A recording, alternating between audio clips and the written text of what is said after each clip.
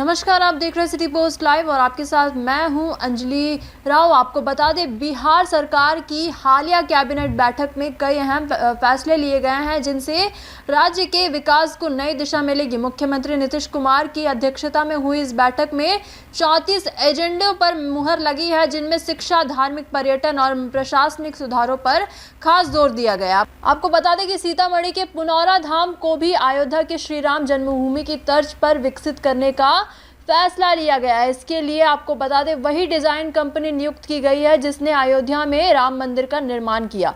ये कदम न केवल धार्मिक पर्यटन को बढ़ावा देगा बल्कि क्षेत्र की आर्थिक स्थिति को भी मजबूत करेगा। शिक्षा के क्षेत्र में सरकार ने राज्य के 8 जिलों में नए डिग्री कॉलेज खोलने का निर्णय लिया है। इन कॉलेजों के लिए सैकड़ों पदों को मंजूरी दी गई है, जिससे शिक्षा का स्तर ऊंचा होगा और युवाओं के लिए रोजगार के अवसर बढ़ेंगे। वही इस पूरे मामले में क्या कुछ कहते नजर आ रहे हैं यहाँ पर एस सिद्धार्थ, जो कि अपर मुख्य सचिव है, क्या कुछ कहते नजर आ रहे हैं, आप देखिए वो वीडियो।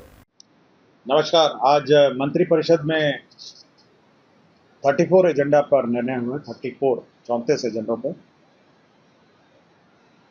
एक सबसे महत्वपूर्ण एजेंडों में मंत्रिपरिषद ने मधुबनी, बीरपुर, मुंगेर, वाल्मीकि नगर, भागलपुर, सहरसा हवाई अड्डों का प्री फिजिबिलिटी सर करने का निर्णय लिया है।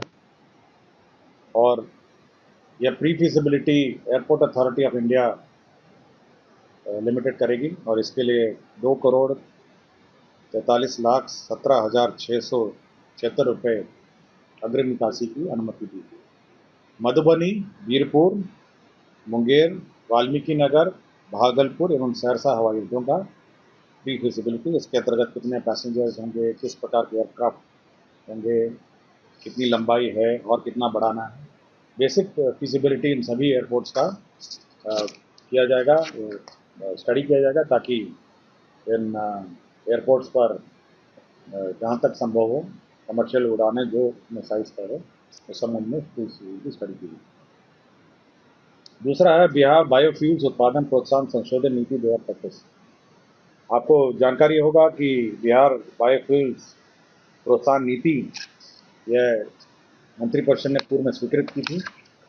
अब उसका संशोधन का प्रस्ताव है जिसमें डेट ऑफ एप्लीकेशन बढ़ा दिया गया है। अब डेट ऑफ एप्लीकेशन 21/3/2027 तक लिए जाएंगे और उसके बाद 21/3/2008 तक जो भी संस्था वित्तीय प्रोत्साहन की मंजूरी लाभन दे सकती है 31/3/2028। तो डेट्स का जो है टारगेट डेट्स है उसमें संशोधन किया गया है बायोफ्यूल्स में, जो इथेनॉल बनाती है कंपनी। औद्योगिक प्रोत्साहन नीति 2011 के अंतर्गत आच्छादित 74 वैसी इकाइयाँ जिन्हें सक्षम प्राधिकार का अनुमोदन प्राप्त नहीं है, तो उक्त नीति के अनुरूप शेष अनुमान्य अवधि के लिए व्यय अनुदान का भुगतान करने की स्वीकृति दी।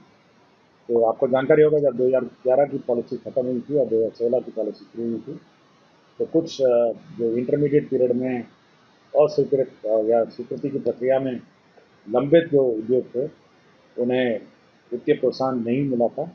उसी के हालत में ऐसे 74 इकाइयाँ हैं जिनके संबंध में राज्य सरकार ने निर्णय लिया है।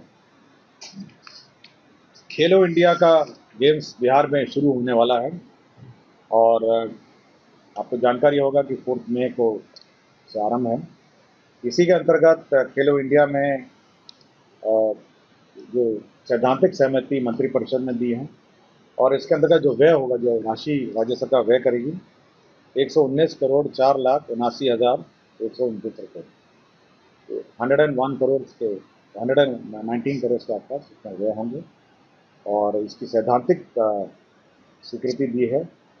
इसके अंतर्गत 27 खेलों विद्याएँ शामिल है, 27 गेम्स, और ये 4 से 15 मई 4 मई टू 15 मई तक ये कार्यरत है। मुख्यमंत्री विद्युत उपभोक्ता सहायता योजना, आपको जानकारी होगा कि प्रत्येक जो मासिक बिल है उसमें सब्सिडी के रूप में सरकार देती है और प्रत्येक कंज्यूमर के, और ये पहले से चलता आ रहा है। तो इस वर्ष 2025-26 में जो सब्सिडी का भुगतान के लिए कैबिनेट ने स्वीकृत किया है 15,995 करोड़ का सब्सिडी। तो ये अप्रैल माह से मार्च 2026 तक का ये सब्सिडी अमाउंट है और हर बिल में आप देखते होंगे ये सब्सिडी अमाउंट अंकित रहता है, तो सब्सिडी अमाउंट के लिए ये राशि है। ग्रामीण कार्य विभाग का एनडीबी के सहायता ग्रामीण पथों परियोजना फेज 2 मुख्यमंत्री ग्राम संपर्क योजना अवशेष में सभी 38 जिलों में 100 या 100 से अधिक आबादी में टूटे हुए असंपर्कता ग्राम बसावट टोलों में 12 मसीहा एकल संपर्कता प्रदान करने के लिए एडीबी का ऋण दिया गया है, लेने की निर्णय किया। आपको जानकारी होगी 100 से ऊपर की आबादी का जो भी संपर्कता है उस रोड्स को कनेक्ट करने के लिए एडीबी से हम लोगों ने